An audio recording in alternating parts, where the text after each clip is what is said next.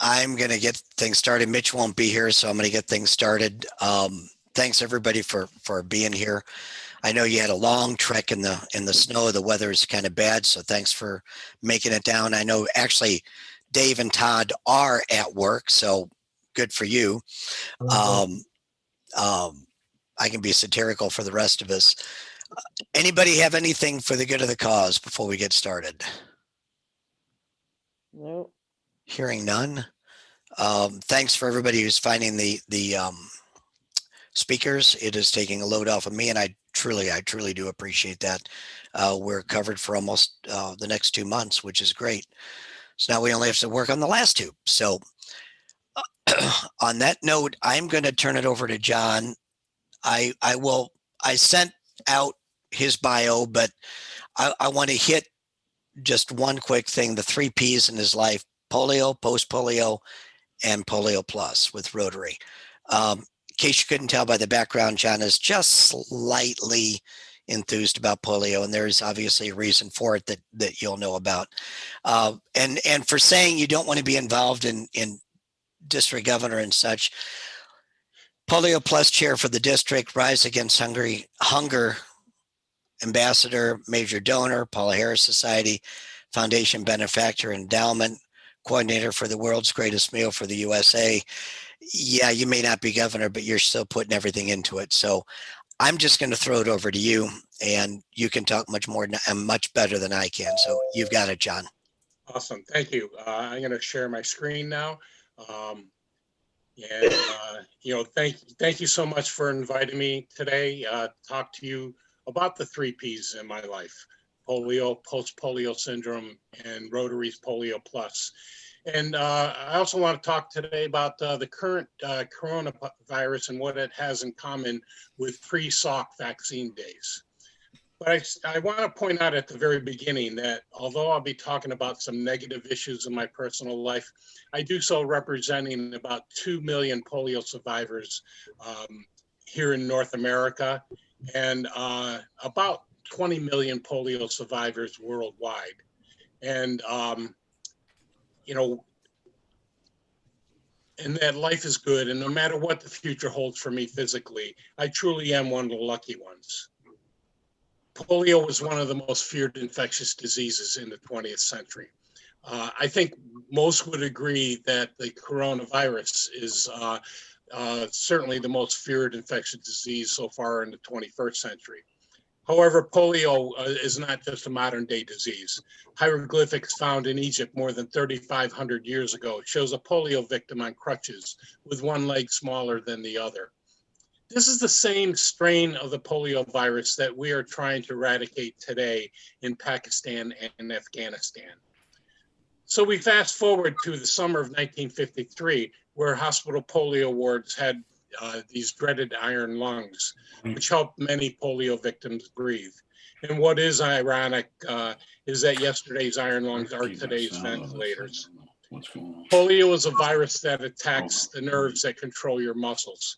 COVID-19 is a virus that attacks mainly the respiratory system, but so much is unknown about the coronavirus, especially the long-term effects for those who have been infected.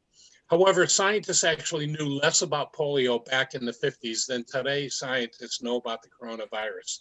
Like COVID-19, they didn't know why some that caught polio had mild symptoms or no symptoms at all, and others so severe that they died or had extreme outcomes. In the case of polio, paralyzed limbs and breathing issues. Like COVID-19, people were contagious before they had symptoms, thus unknowingly infecting others.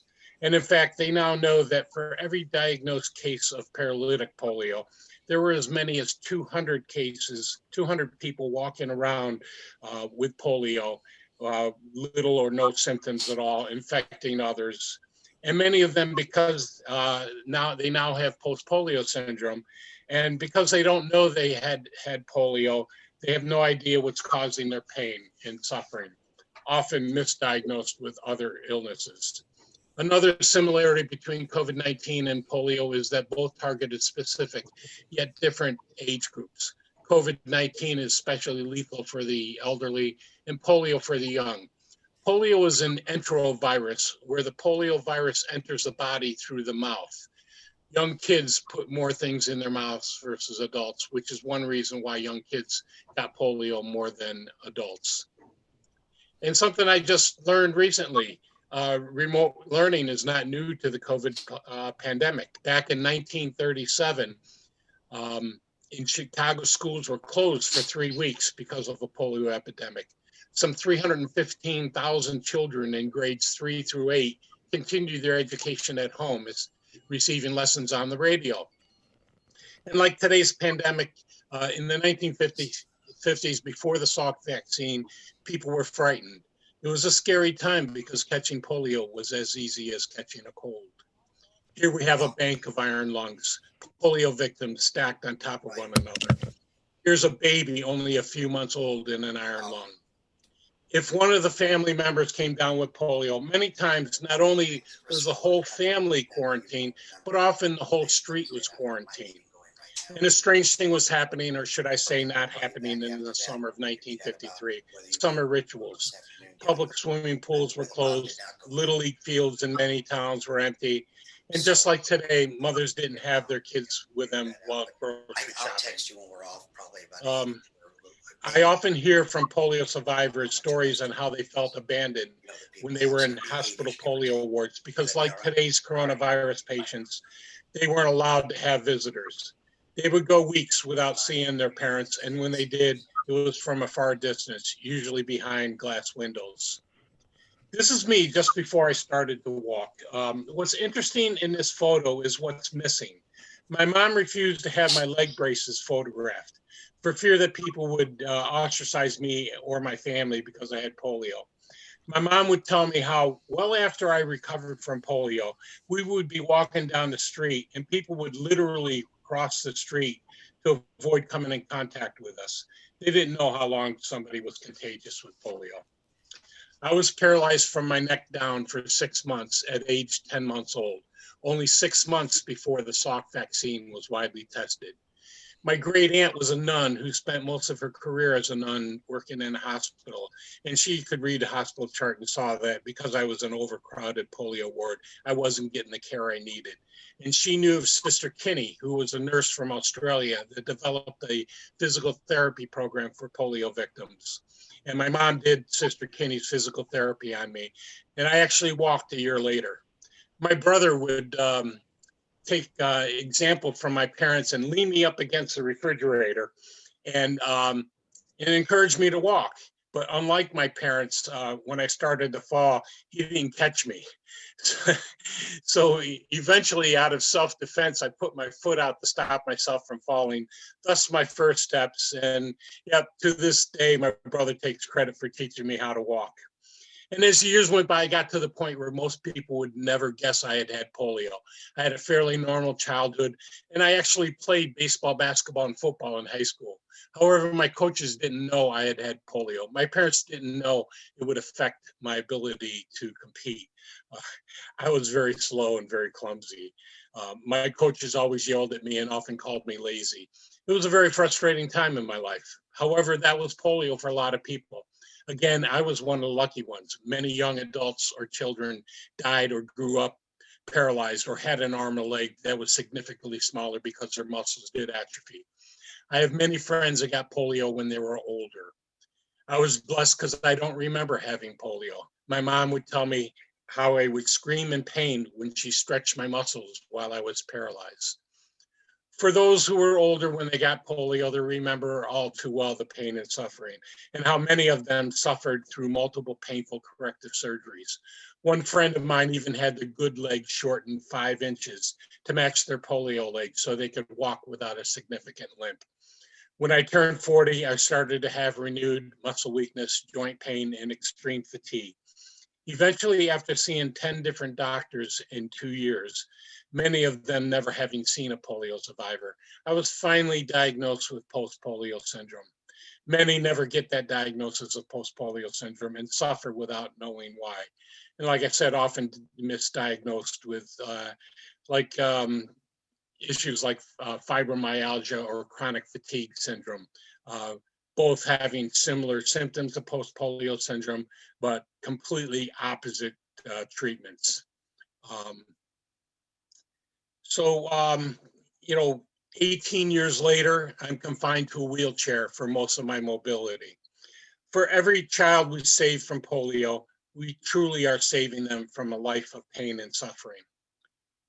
These are some of the symptoms that those of us with post-polio syndrome often encounter. These symptoms occur about 30 to 40 years after the original polio virus attack, in as many as 70% of those paralyzed by polio. The polio virus doesn't come back. Basically, the muscles that took over for the damaged polio muscles, they start dying off early from overuse.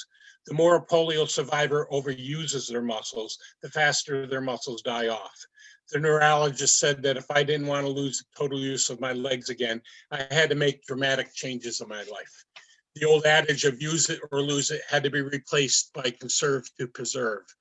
But like most polio survivors, being an A-type personality, it was very hard for me to slow down. Now, to avoid overuse, I restrict my steps to a couple hundred steps a day. Many days, each step is very painful. However, I've learned that there's very little I can't do. I just have to find a different way of doing it.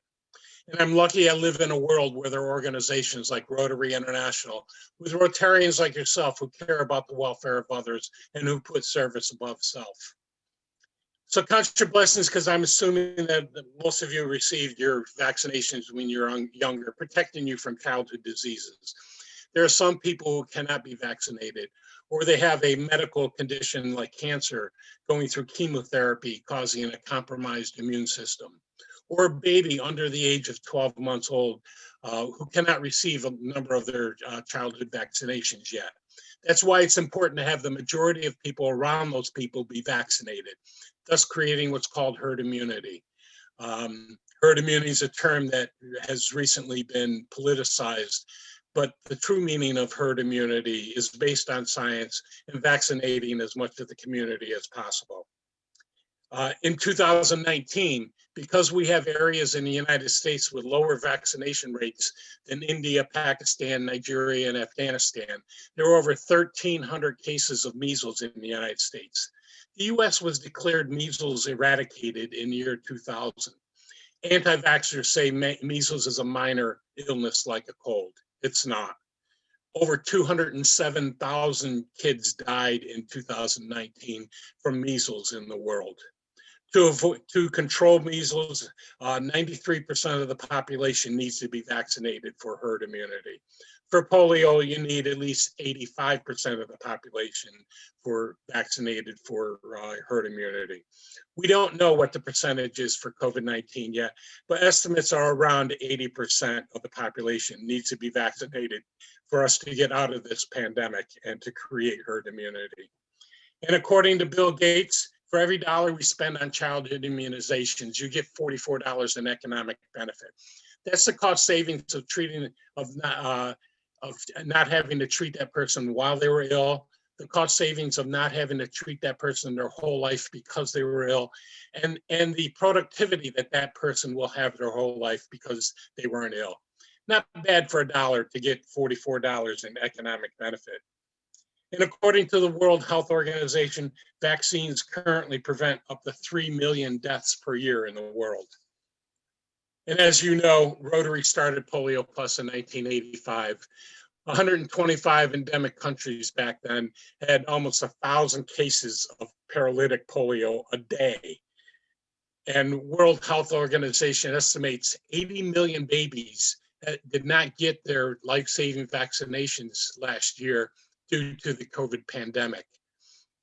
We are now, it's early in the year. Last week, they officially confirmed the first case of wild polio in Afghanistan in 2021. 2020 had 140 cases, 56 in Afghanistan, 84 in Pakistan. I actually thought this number of 140 would be much higher than it was, because of the fact that they stopped vaccinating for more than 7 months in Afghanistan and Pakistan. So, you know, it's one of those things that we really need to keep on top of. But August 25th was a great day for all of Africa and all Rotarians. Nigeria being polio free for 4 years, all of Africa was declared wild polio free. Nigeria overcame tremendous obstacles to accomplish this feat, once again proving wild polio can be defeated. And there are many obstacles to eradicate polio besides the virus's ability to live outside of the body in fecal matter. Additional obstacles include war, migrating populations, difficult terrain, poor sanitation in areas that have low vaccination rates, and the lack of vaccine acceptance. And until polio is eradicated, it is a world threat. And because there's no cure for polio, vaccination is the only protection. To me, this is the most powerful slide I have in this presentation. It's a global aviation pattern of the world in a 24-hour period. Each line is one plane flight. You can hardly see North America and Europe on this map. To me, this shows how COVID-19 was able to spread so fast throughout the world back this last spring. And we truly are a plane ride away from polio returning to the United States if polio is not eradicated, especially if we don't keep up the vaccination rates. Unfortunately, vaccines have become a victim of their own success. This is a typical Sunday event throughout the country after the Salk vaccine was widely available in 1956. I only wish attitudes towards vaccines had the same enthusiasm today as they did back then. I pray that the eradication of polio happens soon so that all kids around the world will avoid what happened to many like myself when a vaccine was not available. And I'm often asked what the plus in Polio Plus is. Besides the fact that, let's say they're doing a vaccination campaign in an area that has a lot of measles cases, they'll include a measles vaccine during that campaign. They'll also, in most cases, include vitamin A supplements, really reducing the life-endangering vitamin A deficiencies in many kids.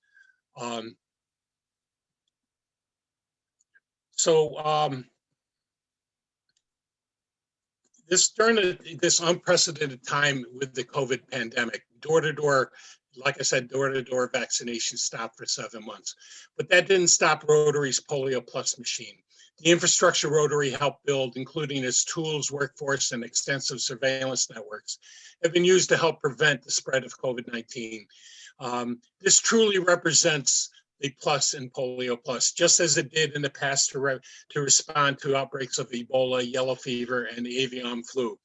A prime example of that is the role Polio Plus played in stopping the Ebola outbreak twice in the past 6 years in Africa, especially in Nigeria, literally stopping the Ebola outbreak from becoming a world pandemic. Here we have a polio survivor in Nigeria who used to have to travel miles to get contaminated water for his herd and family. Polio Plus drilled boreholes in his village, and he now gets clean water for his herd and family without traveling miles, thus becoming so much more productive. Reaching all children requires engaging community leaders, providing culturally sensitive information, and finding out how to meet other community needs. In Nigeria, for example, Polio Plus made progress with nomadic populations by combining vaccinating their children with vaccinating their animals. Their cattle would be immunized against brucellosis and anthrax bacteria infections. Protecting the animals also protected the nomads from these infections, and it motivated their cooperation towards having their children receive the polio vaccine. Certainly a win-win situation. Last month in India, NID workers and volunteers vaccinated more than 32 million children in one weekend. A couple of weeks ago in Pakistan, 287,000 frontline polio workers vaccinated more than 40 million children. 32 million of them also received vitamin A supplements, all in one weekend, an incredible project. These immense NID vaccine campaigns are also changing societies in many Muslim countries by employing women to go house to house vaccinating children. In the Muslim religion, a man cannot enter a home if the man of the house is not there. A woman can. Therefore, by employing women to do the vaccinations, less children are skipped and the number of women in the workforce are increasing, thus changing societal views in those countries on women working outside of the home.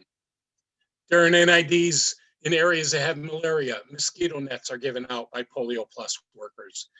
This polio survivor in Nigeria had no way of financially supporting himself until Polio Plus taught him how to make hand-driven bikes that allow polio survivors to get around without dragging themselves on the ground. With the help of Polio Plus, he started a business making these tricycles. Here's one of his employees, also a polio survivor, that now has a job and is a productive member of society, mostly because of Rotary's Polio Plus. This is a small sample of the difficulty Polio Plus vaccinators go through to protect the cold chain of the vaccine and to get the vaccine to remote areas.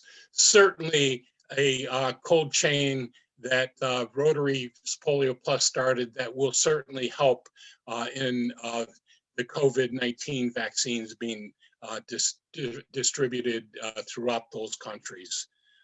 It's a great organization, a great system that we have set up for the past 30 some years. So while confronting the new challenges of today, it's important that Rotary members continue the fight to end polio, to sustain our commitment to the children we made in 1985, and to reach our fundraising goal of $50 million, just like we did last year, qualifying us for the full Bill and Melinda Gates Foundation matching monies, making our $50 million become $150 million.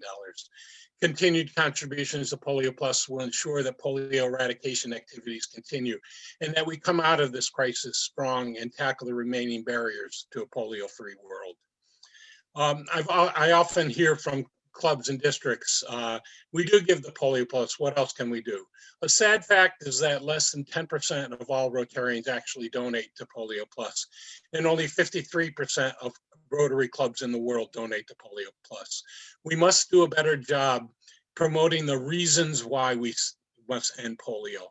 If every Rotarian in the world gave $40 a year to Polio Plus, we would easily achieve our $50 million goal. And did you know that Snickers bar costs more than a polio vaccine?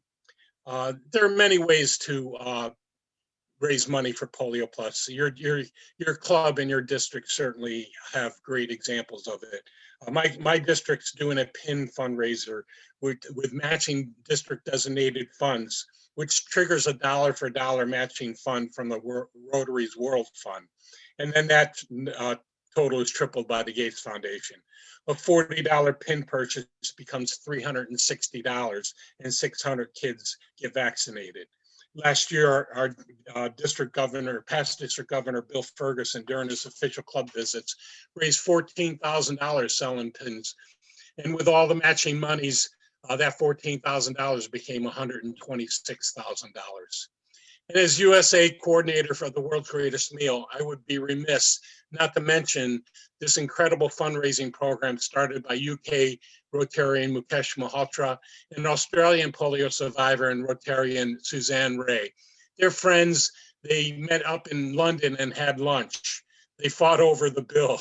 Suzanne lost. So she said what she was going to pay for lunch, she would donate to Polio Plus. Thus the first World's Greatest Meal to help end polio. And through a very, very successful social media campaign, they've been able to raise enough money given to the Rotary Foundation to vaccinate more than 19.5 million children over the past 5 years. It's a fun way to raise money for Polio Plus. Just go to wgmeal.com. And please remember to buy a lot of Snickers bars by donating to Polio Plus. So I want to end with some exciting news. The polio vaccine, as I said, is the best weapon to fight polio. Here's past Rotary International Vice President Ann Matthews on the right, and Nancy Barbie on the left, a North Carolina Rotarian, past district governor, who has organized many national immunization days. Here they are a couple of years ago vaccinating a child in India. The exciting news is that this weapon, the oral polio vaccine, is getting an upgrade that would truly be one of the nails needed to finally put in the coffin of this dreaded disease called polio. Polio Plus and its wonderful world partners have developed a new oral polio vaccine.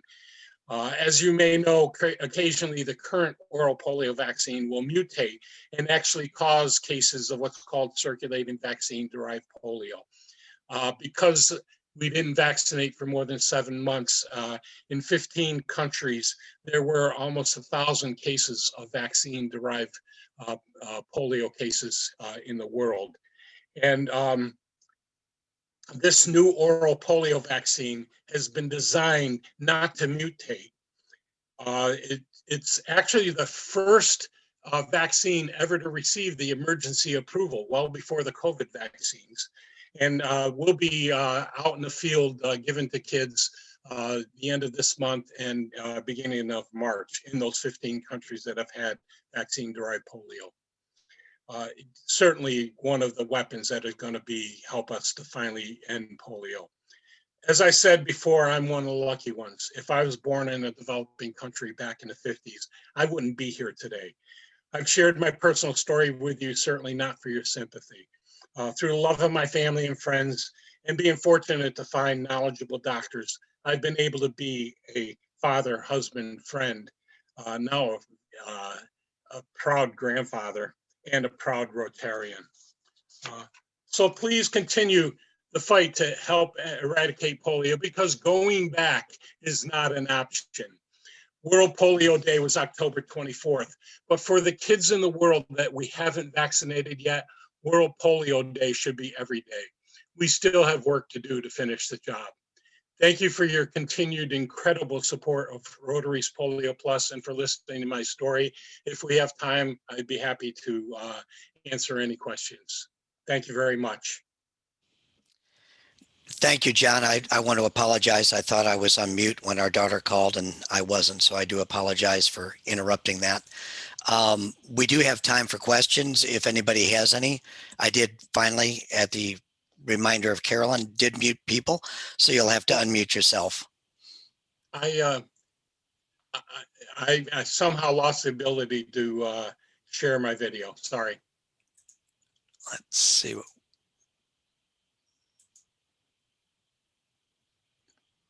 There you go. Hello. Anyone have any questions? I think it's just amazing that you were able to do all the sports you did and everything. That's awesome. I was very blessed. Yeah. Great story. I probably shouldn't have played.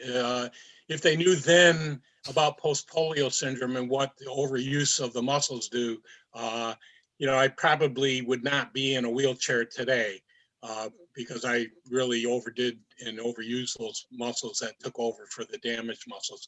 But, as I sit here today, I probably wouldn't have changed anything back then. I probably still would have played. I have a couple of people I knew, one from college and one from university board I was on, had polio. The woman who had polio literally traveled the world. She's married to a renowned world economist. And the other fellow was an orthopedic surgeon in Kansas City who used a hand thing almost all of his life. But then we had another one in college who had it and was a businessman in Southeast Missouri. But it's very tragic. If you Google famous polio survivors, you get an incredible list of very well-known high achievers. Alan Alda is one of them. Jack Nichols. So many great people throughout the world and throughout time, even going back to emperors or Roman emperors who had polio. The story, my club has heard this before. I'll share it with you. This woman was in India, and she actually was the spokesperson for Polio Plus in Washington, D.C. some years ago. but she and her husband were visiting a hospital with polio victims, and she started to go in there, and there was a woman sitting there with a 12-year-old daughter with her head in the mother's lap. And Jenny said, I remember that myself, and I could not go into that hospital after having seen that. Mm. Yeah. You know, John, as you may probably know, I'm district governor this year. I'm proud to do it.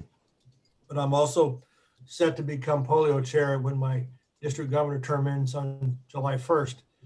And I enjoyed the photos you shared, and I've shared some in the past. I probably got it from you, where the people trudging through waist deep snow. And I would post on Facebook, you know, tell me how hard it is to write a check, you know, and when people are risking their life and limb to go through snow. And hopefully this will diminish some of the anti-vaccination people, but I'm starting to doubt that too. So Yeah, it's crazy. You know, it's unbelievable some of the things that they're believing. You know, like there's microchips in the COVID vaccine to, you know, track people, and it's like, well, that certainly doesn't make sense, since almost everyone has a cell phone. You already have a tracking device. You know, why would they go through the problem of putting a microchip, which is, you know, in a vaccine? I mean, just really crazy, way out of the, you know, realm of reality, things that people are saying. well, I know I look forward to enjoying a Yankee game again with you. And I told my wife you were speaking today, and she said, "Oh yeah, that's the gentleman who took you to the Yankee steakhouse before the game," and which was quite an experience. And It experience was a I'll lot never of fun. Would love to have you again, definitely. I would love to be able to go to a game. I certainly hope this year we were able to do that. Any other questions, comments? Very good program. very Thank good. you. Thank you. Very John, good. Again, thank you not only for you know, working with us today on this, but also for everything that you have done and continue to do for polio, and letting people know that this is not. I've gotten into that discussion more than once. Well, polio hasn't been around in years. Want to bet? So it's very interesting that way. I do appreciate it. Thank you. All right, and I put my email address in the chat box if somebody has a question, you know, that comes up afterwards. Thank you. Thank you for inviting me. I really appreciate it. Thank you. Anything else for the good of the cause? Hearing none, I'll close the meeting. We have, and I just put my sheet up. Who we got next week? We have Valley Industries, shelter workshop. Their stuff. Okay, thanks. I'll be on the lookout for it. Appreciate it. So we'll see you all next week. If you need anything in between, if something comes up. Ann, did you need something or? No. Okay. No. All righty. You all take care. Have a good day. Stay Thank you. warm. Thank you again, Bye-bye. John. Everybody. Thank you. Thanks, Bye. John.